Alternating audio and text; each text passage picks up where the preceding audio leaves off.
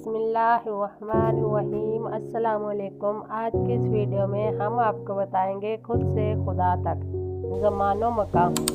नफ्स को समझने के लिए सबसे अहम तसव्वुर ज़मानो मकान का है। यही से शऊरी कोशिश के सफ़र का आगाज़ होता है। ज़मानो मकान का डोई है। नफ्स दुई का तासुर पैदा करने के लिए खुद को हर शय से अलहदा या अलग करता है। इस अलहदगी के लिए इसे खला की ज़रूरत पड़ती है। इसे ऐसे समझते हैं, शाहिद और मशहूर के दरमियान एक खला है, ये मकान है। इस मकान में स्पेस में जो शाहिद और मशहूर के दरमियान खला की सूरत मौजूद है, फासला पैदा होता है, इसे डिस्टेंस कहते हैं। इस फासले में शाहिद की मालूमात मशहूर तक और मशहूर की मालूमात शाहिद तक ले जाने के लिए सोच पैदा होती है, जो इस फासले में आने और जाने का सफ़र तय करती है। इस सोच के आने और जाने में जो शय पैदा होती है, उसे वक्त टाइम कहते हैं। इसके लिए सोच थ्रो वक्त टाइम है। ये है ज़मानो मकान की दुरुस्त तारीफ। वरना जहाँ भी देखा वहाँ ज़मान को वक्त और मकान को खला कह कर जान छुड़ा ली जाती है। फासले का जिक्र ही नहीं मिलता। लगता तो यही है कि ज़मानो मकान की इससे ज़्यादा आसान तारीफ और कोई नहीं। फिर भी इसका समझ आ जाना एक अलग ही शय है। इसलिए इसे जानने की कोशिश करते हैं कि जिसको ज़मानो मकान समझ में आ गया, उसकी बड़ी मुश्किल आसान हो जाएगी। और जो बयान किया है, इसका खुलासा अंग्रेज़ी में ये है। वक्त टाइम दो तरह का है और एक हयाताती है। ये सूरज के गिर्द ज़मीन के घूमने से पैदा होता है, जिसका एक हिस्सा चाँद भी है। इसके घटने और बढ़ने से वक्त की मनाजिल तय की जाती है। हायोलॉजिकल टाइम तकरीबन अपनी इंतहाइयों पर पहुंच चुका है। दुनिया तबाही के किनारे पर खड़ी है। इसे अब ज़्यादा देर तक बचाया ना जा सकेगा। यह हकीकत एक अंधा भी देख सकता है। वक्त दो तरह का बिल्कुल ऐसे है जैसे कशिश शक्ल दो तरह की है। पहली वो है जो ज़मीन पर मौजूद इंसानियत समेत हर शय को ज़मीन से जोड़े हुए है, बाइंड किए हुए है। दूसरी वो है जो ज़मीन को खला में इसके मदार से जोड़ कर रखती है और इसे इधर उधर नहीं होने देती। ये दूसरी तरह की फोर्स ऑफ ग्रेविटी ज़मीन पर मौजूद इंसानों समेत किसी शय पर असरअंदाज नहीं होती। यही वजह है कि खलाबाज जब खला में हरकत करते हैं तो इन पर कोई कशिश शक्ल नहीं होती। वह इधर उधर डोलते फिरते हैं, मगर ऐन उसी वक्त इनके इर्द गिर्द खला में मौजूद ज़मीन समेत तमाम सियारे सितारे, चाँद, सूरज, हर शय अपनी सिमत पर चल रही होती है। ज़मीन से खला में जाने वाली हर शय कशिश शक्ल है। आज़ाद हो जाती है तो फिर खुद ज़मीन को ये आज़ादी क्यों नहीं, हालांकि वो भी तो उसी खला में है। इसका मतलब ये है एक और तरह की कशिश शक्ल है जिसने ज़मीन को खला में बांध रखा है। दूसरी किस्म की कशिश शक्ल का असर सिर्फ खलाई जिस्म पर होता है। वक्त टाइम की बात हो रही है। कशिश शक्ल की तरह वक्त भी दो किस्म का है। जो हयातियाती वक्त, इसे कोई नहीं रोक सकता।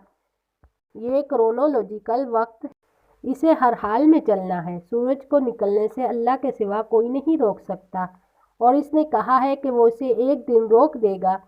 क़यामत का मतलब वक्त का इख्तिताम है। वक्त का इख्तिताम है। दूसरी तरह के वक्त को नफ्सियाती वक्त कहते हैं। ये सोच की हरकत है। नफ्सियाती वक्त ख्वाहिश में लिपटा हुआ है, यहाँ से वहाँ तक जाने की सोच। इंसान जो आज नहीं है वो कल तक बन जाने की सोच। यह वसत की सोच है जो अपनी ज़ात में खुद एक ख्वाहिश है। यह इर्तिका का हिस्सा है। यह नफ्सियाती इर्तिका है जो जारी है।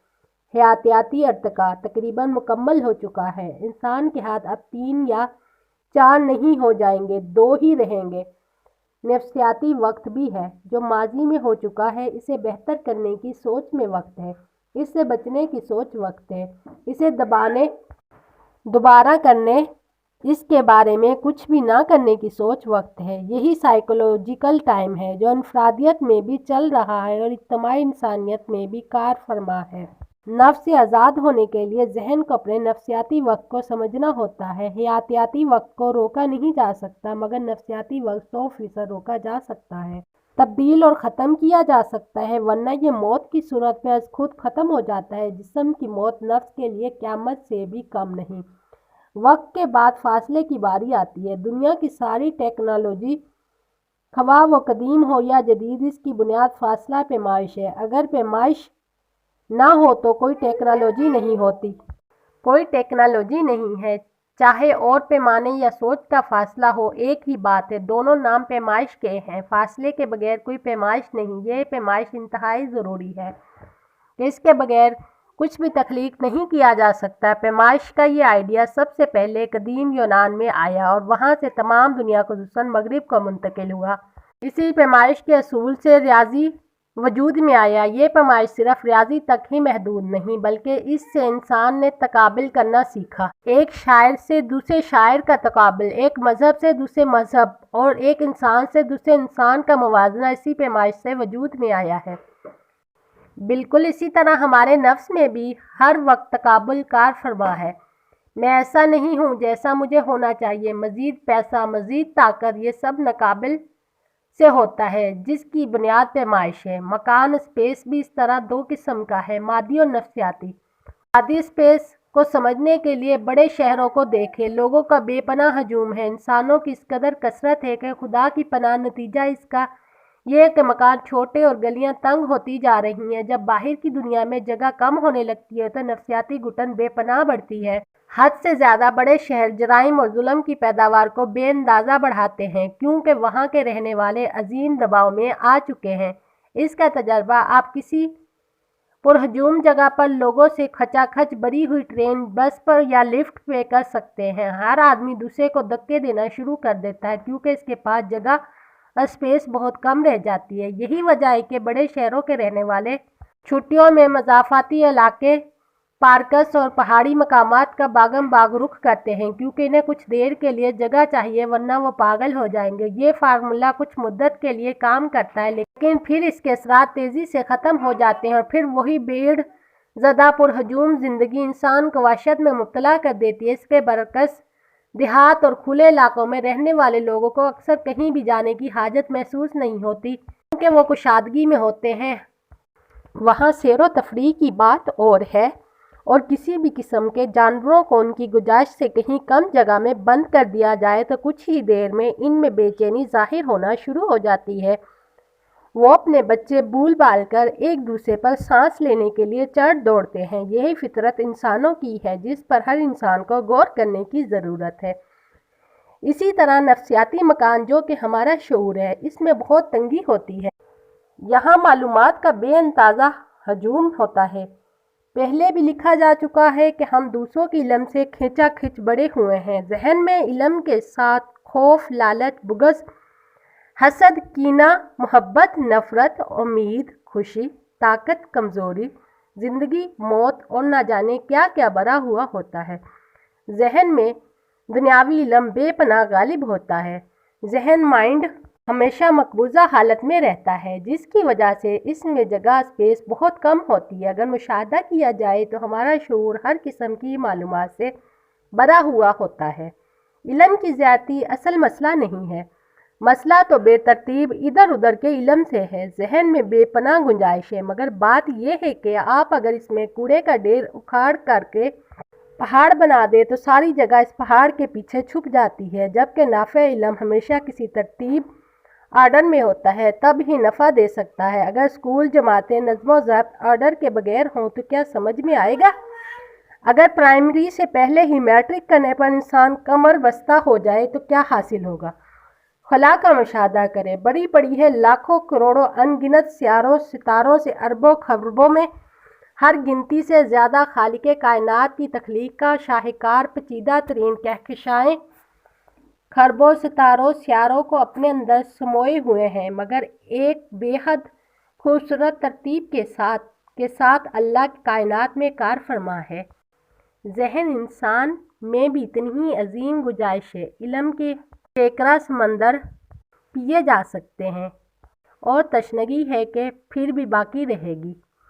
بات ساری یہ ہے کہ ذہن میں علم ہے یا کچرا اکٹھا کیا ہوا ہے۔ انسان اس قسم کے پاگل پن مصروف ایک الجھے ہوئے ذہن کے ساتھ اس دنیا کو چلانے کی کوشش کر رہا ہے، خواہ اس کی انفرادی دنیا ہو یا ایک نفس سارے انسانوں میں मुंतकिल होकर इज्तमाई तौर पर इस सियारे को, जिसका नाम इसको बनाने वाले ने दुनिया रखा है, चलाने की कोशिश करे, वो कभी कामयाब नहीं हो सकता। जब तक वो अपने अंदर के कचरे को साफ नहीं करता, अपने अंदर मौजूद इल्म को तरतीब नहीं देता, हमारी ऑर्गेनाइज नहीं करता, तब तक इसे आला शूर अता नहीं होता। और इसके लिए जिस्म सफाई की तरह पाकीज़गी की ज़रूरत है। इसे तज़किया नफ्स कहते हैं। इंसान हमेशा से ही जिससे गुरेज़ा है, यही वजह है कि दुनिया को कभी कोई दुरुस्त सिमत में ना चला जा सका। इस रोए ज़मीन पर अगर कभी मुकम्मल इनकलाब आया है तो हुज़ूर सल्लल्लाहु अलैहि वसल्लम की हयात मुबारका में आया है।